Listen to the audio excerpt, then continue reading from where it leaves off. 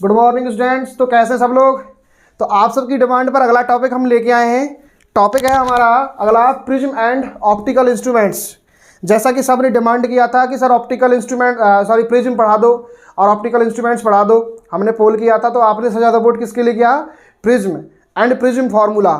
कि यहाँ पर आपको टॉपिक दिखाई दे रहा है हमारा जिसका नाम है प्रिज्म एंड ऑप्टिकल इंस्ट्रूमेंट्स। तो प्रिज्म के अंदर पढ़ेंगे हम प्रिज्म की बेसिक सारी प्रॉपर्टीज़, प्रिज्म फार्मूला। उसके बाद में हम पढ़ेंगे प्रिज्म एंड ऑप्टिकल इंस्ट्रूमेंट्स। बहुत अच्छा टॉपिक है बच्चों, बहुत सिंपल टॉपिक है और एग्जामिनर का बड़ा फेवरेट टॉपिक है। अक्सर कर यहाँ से जो क्वेश्चन से एग्जाम्स में आते रहे हैं और आगे भी आते रहेंगे।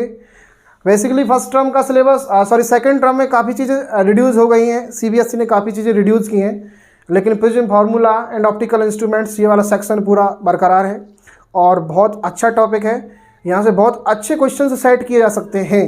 ठीक है, एडवांस लेवल का टॉपिक है, ज़रा आप इसको ध्यान से पढ़िए। आइए शुरू करते हैं बच्चों।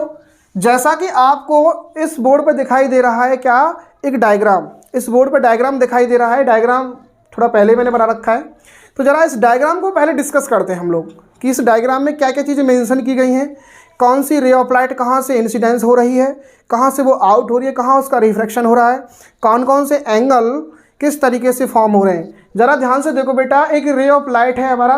पहली बात तो ज़रा ये चीज़ थोड़ा सा डिस्कस बाद में करेंगे, पहले आप प्रिज्म के बारे में सुन लो कि जब भी प्रिज्म पढ़ते हैं तो सबसे पहले बच्चे के माइंड में एक ही चीज़ आती है, sir what is prism, what is the definition of prism. तो प्रिज्म क्या होता है? Prism is a transparent medium. Prism is a transparent medium bounded by two plane faces inclined to each other at a suitable angle.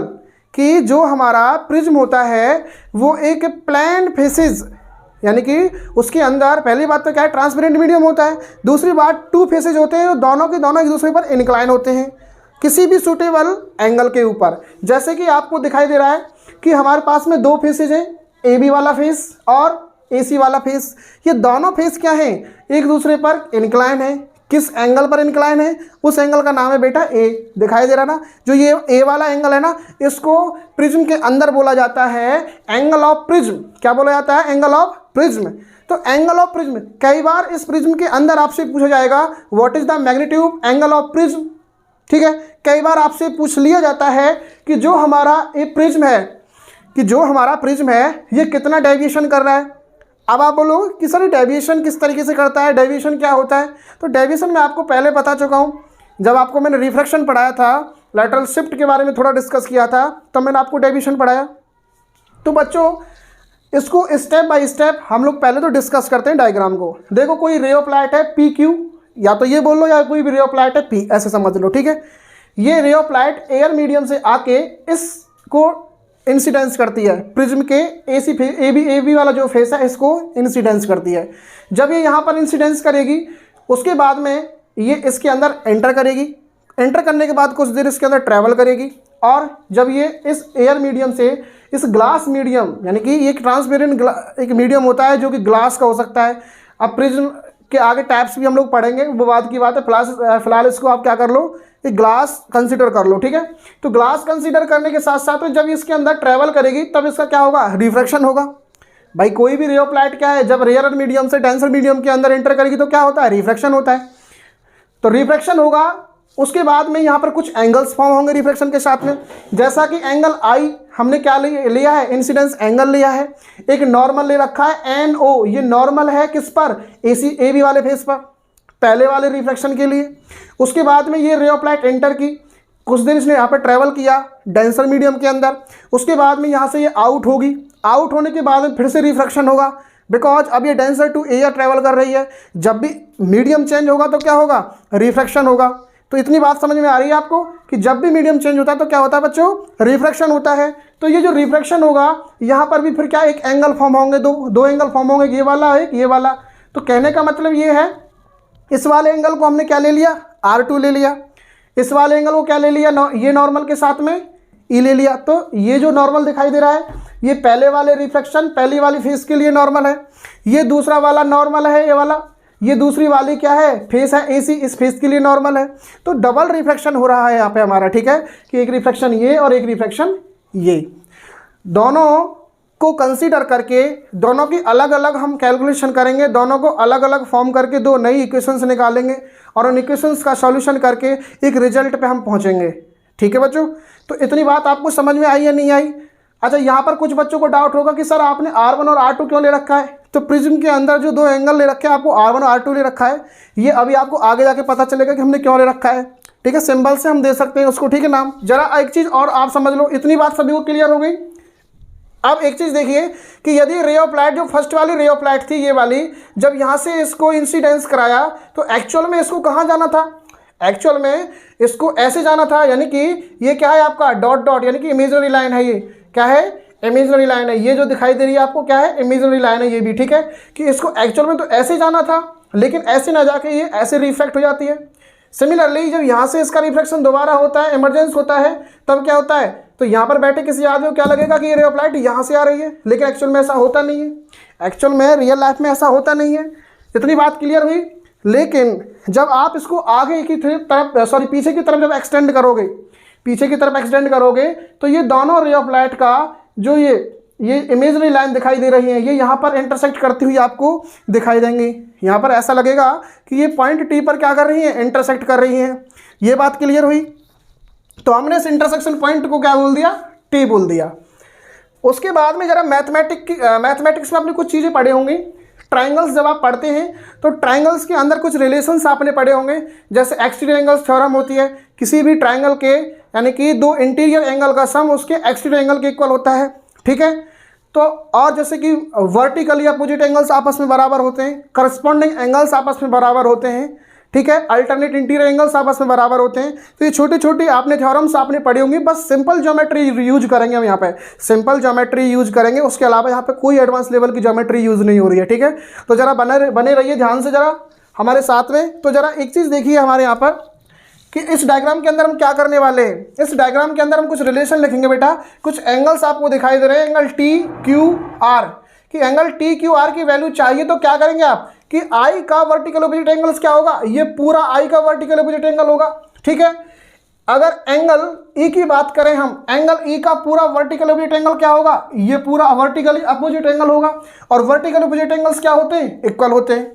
यानी कि यहां से आपको T Q R की वैल्यू चाहिए, टी क्यू आर की वैल्यू चाहिए तो क्या लिखोगे आप? तो कुछ रिलेशंस यहां पे लिख देता हूं मैं।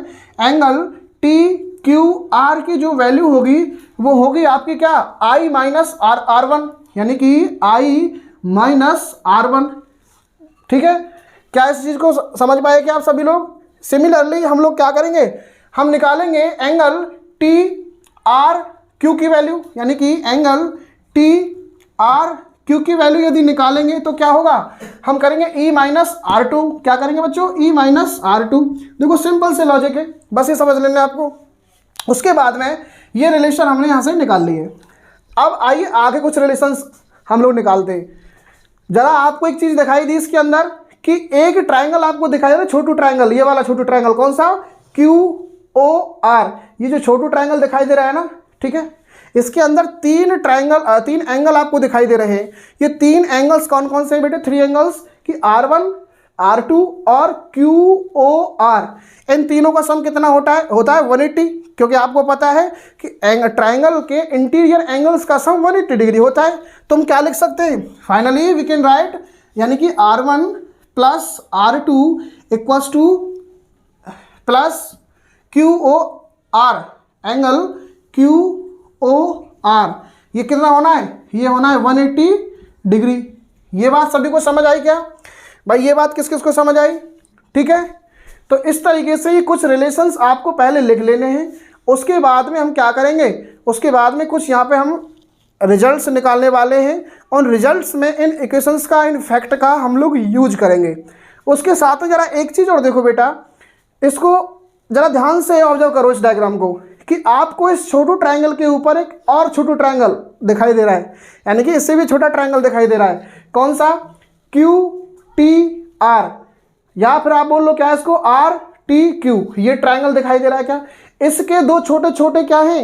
एक एंगल से, तो ये वाला एंगल्स, ठीक है, एक आपका ये वाला एंगल, ठीक है। क्या इन दोनों एंगल्स का सम इसके एक्सटीरियर एंगल, इसका ये जो डेल्टा है इसके सम इसके बराबर नहीं होगा? यानी कि the value of delta, the value of delta is always equals to sum of the angle T Q R and angle T R Q. बात समझ में आई क्या? यानी कि एक्सटीरियर एंगल थ्योरम हमने यहाँ पे क्या है अप्लाई की है। तो हम लिख सकते हैं जो हमारे डेल्टा की वैल्यू होगी वो होगी किसके बराबर, angle T Q are plus T R Q, T R Q. अब देखो टी क्यू आर की वैल्यू आपके पास है क्या? देखो दिखाई दे रही है आपको, क्या टी क्यू आर की वैल्यू आपके पास है बेटा? क्या टी आर क्यू की वैल्यू है? क्या इन दोनों वैल्यू को बेटा यहाँ पुट नहीं कर सकते आप? तो सिंपल यार पुट कर दो, दिक्कत क्या आ रही है? तो क्या आ जाएगा, delta equals to T Q R की वैल्यू क्या बेटा, आई माइनस आर वन, ठीक है, प्लस टी आर क्यू की वैल्यू क्या है, ई माइनस आर टू, ठीक है। अब जरा सेपरेशन कर लो, सेपरेशन करेंगे तो क्या करेंगे, आर के जो टर्म्स है वो एक तरफ ले लो, आई और ई आर के टर्म्स है वो एक तरफ ले लो, तो हो जाएगा हमारा वैल्यू हो जाएगा फाइनली ये हो जाएगा delta equals to I plus E, ठीक है, माइनस कॉमन ले लेंगे यहाँ से, तो ये हो जाएगा हमारा R1 प्लस R2। कितनी सिंपल बात है बताओ, कोई दिक्कत है यहाँ पे? ठीक है, इसको बना लो इक्वेशन फर्स्ट, ठीक है, इसको बना लो इक्वेशन फर्स्ट। अब जरा इसके बाद में और देखिए, ये आपको जरा ध्यान से इसको ऑब्जर्व करिए, डायग्राम जो आपको दिखाई दे रहा है इसके अंदर बहुत सारी चीज़ें हैं जो आपको कंसीडर करनी है और समझनी है। जरा ध्यान से देखो, ये इक्वेशन फर्स्ट बनाने के बाद में हम और एक रिलेशन निकालने जा रहे हैं इसमें से, और वो रिलेशन क्या होगा आइए जरा उसको देखते हैं कि आपको इसके अंदर क्या चीज़ दिखाई दे रही है। आपको इसके अंदर एक क्वाड्रिलेटरल दिखाई दे रहा है कहीं पे, जरा देखते हैं कौन सा है, ए क्यू ओ आर दिखाई दिया क्या, ए क्यू ओ आर एक क्वाड्रिलेटरल है। और आप जानते हैं कि ऐसे क्वाड्रिलेटरल यानी कि क्वाड्रिलेटरल का जो अपोजिट एंगल्स होते हैं उनका दोनों का सम कितना होता है, 180 डिग्री। इसका मतलब बेटा ये है कि एंगल ए ओ का सम कितना होगा, 180 डिग्री, या मैं बोलूँगा कि एंगल आर और क्यू का सम कितना होगा, 180 डिग्री। तो यहाँ से दो इक्वेशन निकल सकती हैं। तो पहली इक्वेशन लिखते हैं हम लोग, ए आर ओ यानी कि angle A R O plus A Q O, angle A Q O equals to 180 degree, clear. उसके बाद में सिमिलरली इन दोनों एंगल्स का क्या होगा, 180 डिग्री सम, तो हम लिख सकते हैं एंगल ए, ठीक है, plus angle Q O R equals to 180 degree. ये बात क्लियर, सभी को समझ आई? इसको इक्वेशंस क्या बना लो, सेकंड बना लो, इसको इक्वेशंस क्या बना लो, थर्ड बना लो। ये बात सभी को समझ आई यहाँ तक? अब देखो ये जो इक्वेशंस हमारी दिखाई दे रही हैं, कौन कौन सी इक्वेशन बेटा, ये जो इक्वेशन हमको दिखाई दे रही है हमारी दूसरी वाली और तीसरी वाली, जरा इनको हम क्या करते हैं, इनको जरा करते हैं हम क्या, मॉडिफाई। और मॉडिफाई करने से क्या रिलेशन यहाँ से निकलने वाला है, जरा ये चीज़ आपको दिखाई दी। इक्वेशंस जो हमारी ये थर्ड वाली जो इक्वेशन है इसको क्या लिख सकते हैं हम लोग, इक्वेशंस जो थर्ड वाली है उसको लिखने से पहले जरा ये इक्वेशंस रिलेशन दिखाई दे रहा है आपको, इस रिलेशन को क्या लिख सकते हैं हम, इसको लिख सकते हैं हम R1 plus R2 equals to 180 degree minus angle QOR। इसको ऐसे लिख सकते हैं क्या, किस किस को समझ आया भाई? इसको QR को इधर ले लिया, ट्रांसफर कर लिया, तो साइन अपोजिट हो जाएगा। अब इधर नेगेटिव है तो पॉजिटिव हो जाएगा, पॉजिटिव है तो नेगेटिव हो जाएगा, तो हमारे पॉजिटिव था यहाँ पे साइन, तो हमारा नेगेटिव हो गया।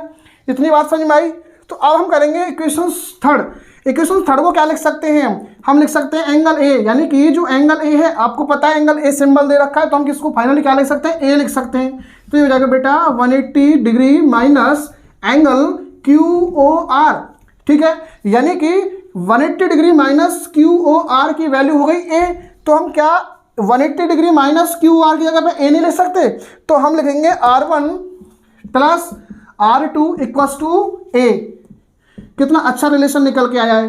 तो न्यूमेरिकल्स में आपको इसका भी यूज किया जा सकता है, इसका भी यूज करना है कई बार, इसका भी यूज, यानी कि यदि आपसे वैल्यू ऑफ द ए यानी कि एंगल ऑफ द प्रिज्म पूछ लिया जाए, तो angle of the prism is always equals to sum of the angle R1 plus R2, यानी कि finally we can say the value of A is always equals to R1 plus R2। जैसा कि equations ये वाली equations यानी कि दिखाई दे रही है ना आपको, इसको फोर्थ वाली इक्वेशंस बना लो आप, ठीक है।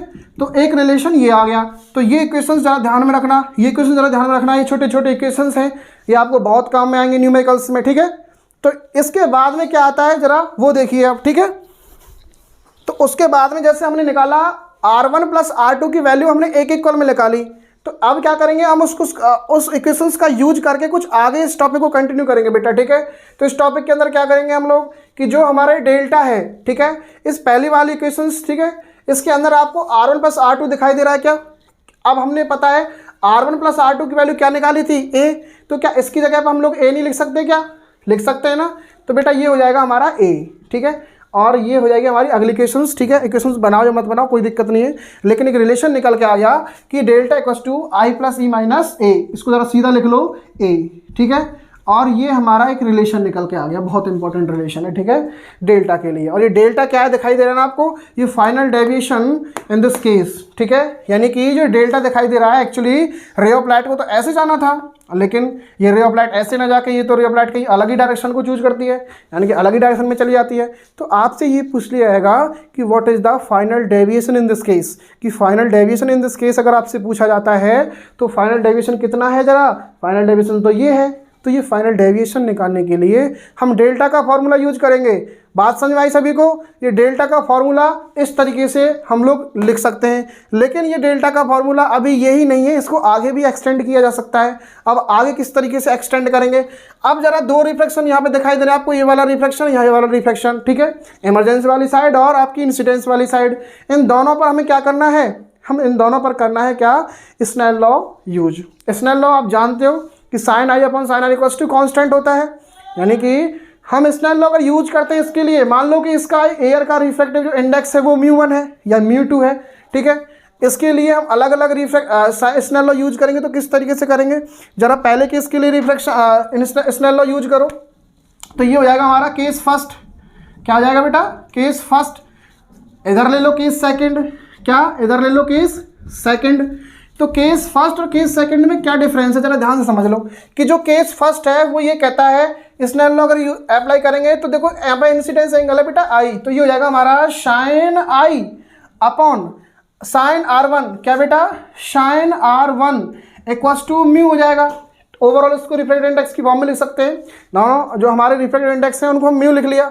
जरा एक चीज़ आप ध्यान से देखना कि एक चीज़ आप ध्यान से समझना कि जो हमारा लेंस है आँख का, भाई वो बहुत छोटा होता है, सभी को पता है बहुत छोटा होता है, एक पॉइंट साइज उतना होता है। मैं सपोज दैट कि ये वाला क्या है, लेंस है, ये तो मैंने बड़ा बना दिया फिर भी बहुत छोटा।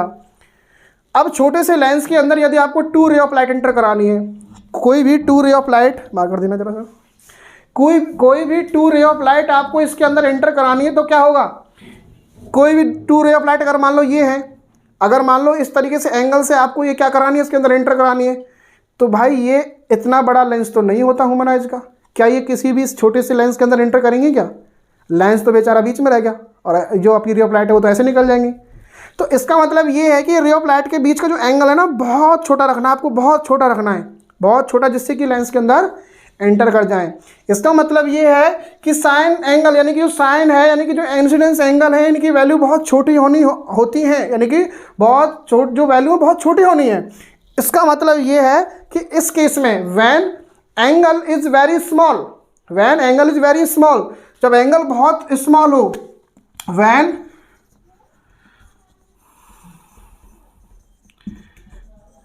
वेरी स्मॉल,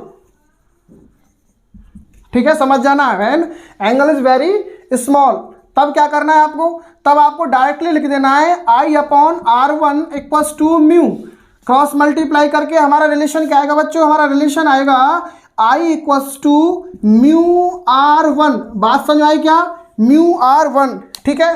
सेम ऐसे ही हम लोग यहाँ पे लिखेंगे कि जो हमारा एंगल है हमारा sine E upon sine R2 equals to mu, ठीक है।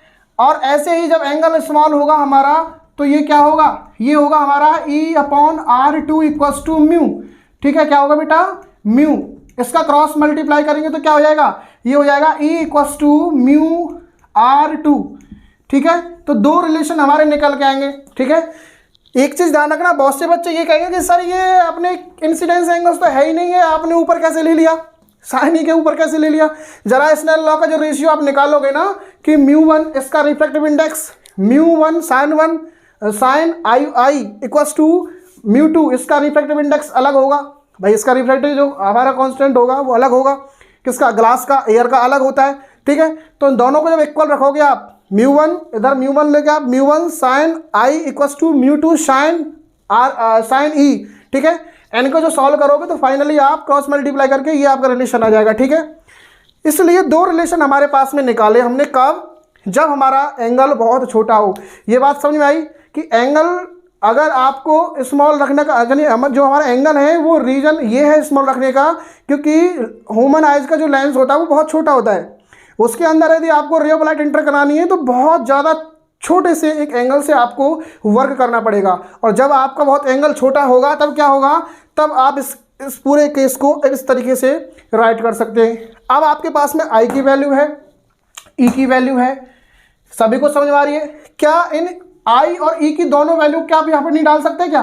ठीक है, तो आइए इस क्वेश्चंस को जो डेरिवेशन है हमारा, सॉरी, इसको आगे करते हैं, आगे किस तरीके से इसको करेंगे, ठीक है। इसके बाद में बच्चों करना क्या है आपको कि सिंपली आई और जो ई की वैल्यू है उनको इस इक्वेशन में पुट करना है। किस तरीके से पुट करेंगे जरा देखो, डेल्टा इक्वल्स टू, क्या आई की वैल्यू आपके पास में है क्या? देखो दिखाई दे रही है, ये हो जाएगा μr1 प्लस म्यू, देखो ई की वैल्यू क्या है बेटा, r2 माइनस ए, ठीक है। क्या यहाँ से कुछ चीज़ कॉमन आ रही है क्या? तो डेल्टा म्यू कॉमन ले लेंगे हम लोग, ये delta equals to mu common लेने के बाद में r1 प्लस r2 इधर आ जाएगा और माइनस ए। जरा ध्यान करो बेटा, मैंने आपको r1 प्लस r2 की वैल्यू क्या बताई थी, ए बताई थी क्या? जरा थोड़ी देर पहले देखो, पीछे किसी क्वेश्चन में लिख रहा होगा। तो इसको क्या हम ए से रिप्लेस नहीं कर सकते? तो हम लिखेंगे इसको delta equals to mu A, ठीक है, माइनस ए, ठीक है। अब देखो ये जो चीज़ दिखाई दे रही है आपको, इसमें से कुछ कॉमन आ रहा है क्या? यानी कि हम इसको क्या लिख सकते हैं, ऐसे लिख सकते हैं, ठीक है।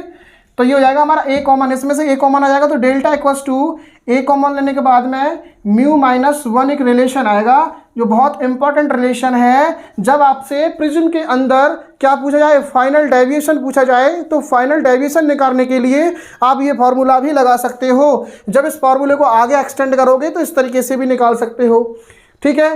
तो जब भी प्रिज्म का सिंपल केस हो, प्रिज्म का सिंपल केस में जब आपको डेविएशन निकालना है तो ये फॉर्मूला यूज करना है। और जब आपसे, अच्छा कई बार क्या होता है कि डेविएशन ही नहीं पूछता आपसे, कई बार किसी भी मीडियम का, कौन से मीडियम का, ग्लास मीडियम जिसका ये बना हुआ है, आपसे उसका रिफ्रैक्टिव इंडेक्स पूछ लिया जाए कि भाई इसका रिफ्रैक्टिव इंडेक्स क्या है, एयर का उस जो हमारा रेयर मीडियम है उसका रिफ्रैक्टिव इंडेक्स क्या है, तो उसके लिए एक अलग फार्मूला होता है। तो ये हमारा डेविएशन के लिए सिंपल फार्मूला है।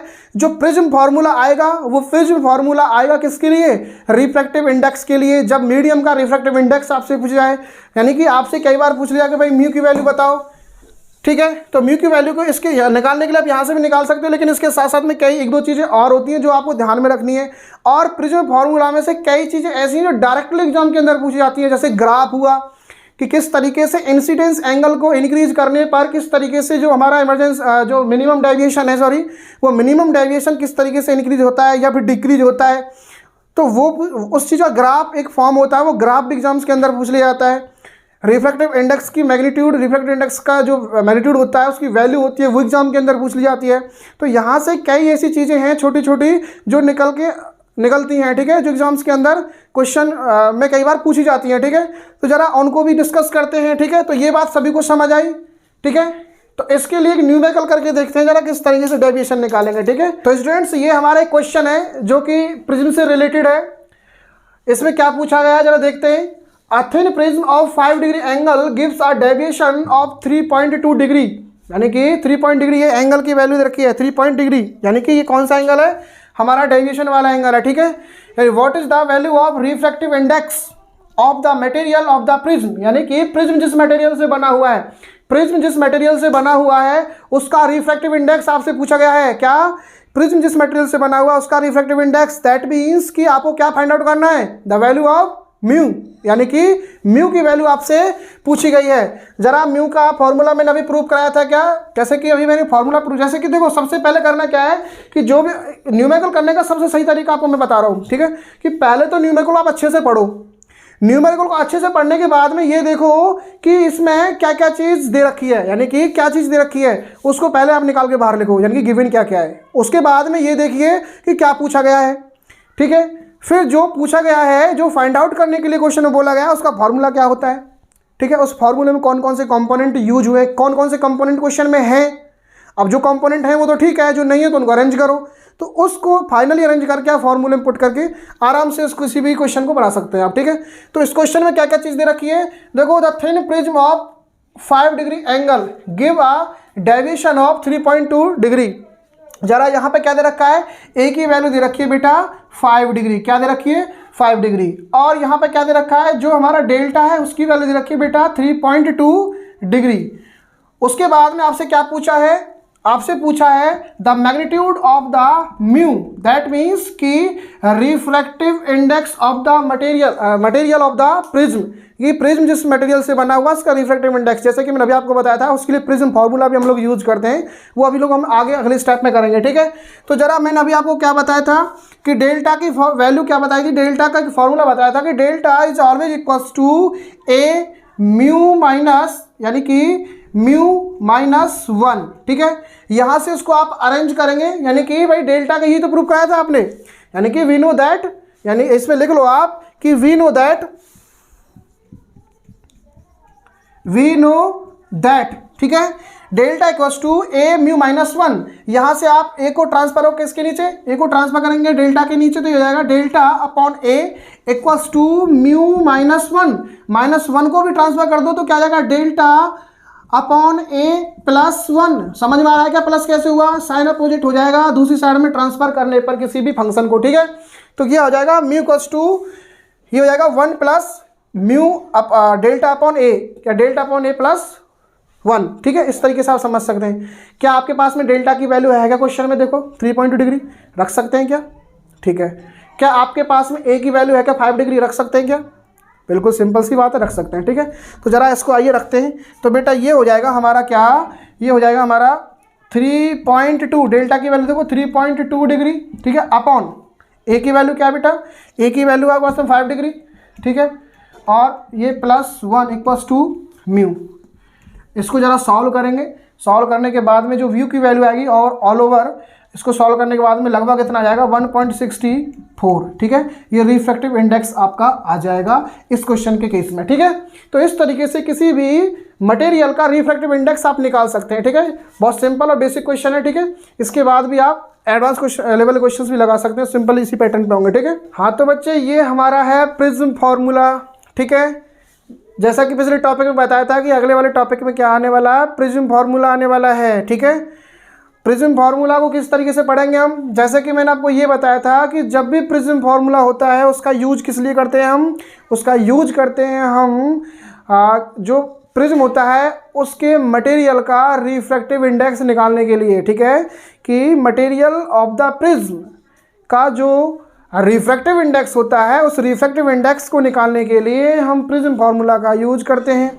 तो आइए प्रिज्म फार्मूला कैसा होता है देखते हैं, किस तरीके से इसको प्रूव किया जा सकता है वो भी देखेंगे, ठीक है। तो उसको प्रूव करने से पहले कुछ डायग्राम्स दिखाई दे रहे हैं, दो बड़े बड़े खूबसूरत डायग्राम दिखाई दे रहे हैं, जरा इनको देख लो, इनको समझ लो क्या है। पहला डायग्राम में क्या बोला गया है कि प्रिज्म का फेस ले रखा है, ठीक है, उसका क्रॉस सेक्शनल एरिया ले रखा है, ठीक है। यानी कि प्रिज्म पे हमने क्या किया है, एक रे ऑफ लाइट एंटर कराया है, रे ऑफ लाइट जब एंटर कराया है, इंसिडेंस कराया है, तो उसका इस तरीके से रिफ्लेक्शन कराया है, आगे जाके इंसिडेंस इमर्ज कराया है। तो ये चीज़ आपको अभी मैंने बताई थी, लेकिन यहाँ पे अलग चीज़ क्या है जो आपको समझनी है। अलग चीज़ बेटा ये है कि ये जो चीज़ आपको दिखाई दे रही है ना, ये वाली जो चीज़, कि जब ये वाली रे ऑफ लाइट कौन सी, इनसाइड द प्रिज्म, जब इनसाइड यानी कि प्रिज्म के अंदर जब रे ऑफ लाइट ट्रैवल करेगी वो जब पैरेलल होगी तो उस केस में किस चीज़ के पैरेलल, इस वाली लाइन के पैरेलल। जैसे कि इसको कोई भी नाम दे सकते हैं आप, ठीक है। ऐसे इसको ए दे रखा है, इसको बी दे सकते हैं, सी दे सकते हैं, यानी कि BC वाला जो साइड दिखाई दे रहा है, साइड BC वाले के बराबर जो जब पैरेलल होगी तब उस केस में जो डेविएशन होगा वो मिनिमम डेविएशन होगा। क्या होगा, मिनिमम डेविएशन। और मिनिमम डेविएशन की क्या खासियत है, जरा इस ग्राफ से समझो कि जैसे जैसे आप इसका इंसिडेंस एंगल इंक्रीज करोगे, यदि आप डेविएशन और इंसिडेंस एंगल के बीच का यदि ग्राफ प्लॉट करके आप इस चीज़ को समझेंगे तो किस तरीके से आप इस चीज़ को समझ पाएंगे, जरा वो देख लीजिए कि जैसे जैसे आप इंसिडेंस एंगल की वैल्यू इंक्रीज करोगे आप ऐसे ऐसे, ठीक है। तो एंगल ऑफ इंसिडेंस की वैल्यू इंक्रीज होने पर जो हमारा एंगल ऑफ डेविएशन होता है या जो डेविएशन होता है उसका मैग्नीट्यूड कम होता है या ज़्यादा होता है, उस चीज़ को समझिए कि पहले क्या किया हमने, एंगल ऑफ इंसिडेंस को क्या किया, इंक्रीज किया। तो थोड़ा सा इंक्रीज करने पर जो डेविएशन था वो देखो कितना बड़ा हाई मैग्नीट्यूड का हो गया। इसका मतलब ये है कि पहले तो डेविएशन जो होगा वो क्या होगा, इंक्रीज होगा। कब, जब आप एंगल ऑफ इंसिडेंस की वैल्यू इंक्रीज करोगे, यानी कि एंगल ऑफ इंसिडेंस की वैल्यू इंक्रीज करने के साथ साथ में डेविएशन की वैल्यू क्या है, पहले तो इंक्रीज होगी। उसके बाद में जब देखो एंगल ऑफ इंसिडेंस की वैल्यू आपने फिर से इंक्रीज की, भाई पहले तो आपने इतना इंक्रीज किया ना, लेकिन इसके अंदर तो इतना इंक्रीज आ गया। सिमिलरली जब आपने इसको और थोड़ा इंक्रीज किया, आप यहाँ पे लेके आए इंसिडेंस एंगल को, यहाँ पर लेके आए, तब आपने क्या देखा ग्राफ में बेटा कि जो डेविएशन की जो वैल्यू है वो उसका ग्राफ नीचे चला गया, यानी कि डेविएशन कम हुआ। देखो कम हुआ क्या, तो इसका ग्राफ क्या है, इस तरीके से आगे कंटिन्यू खुद को करेगा। दैट मीन्स कि यहाँ से ये रिजल्ट निकला कि एक जगह ऐसी आएगी कि जब आपका लगातार आप इंसिडेंस एंगल की वैल्यू इंक्रीज करोगे तो पहले तो डेविएशन की वैल्यू इंक्रीज होगी, उसके बाद में धीरे धीरे वो डिक्रीज होना स्टार्ट कर देती है, यानी खुद को डिक्रीज करती है।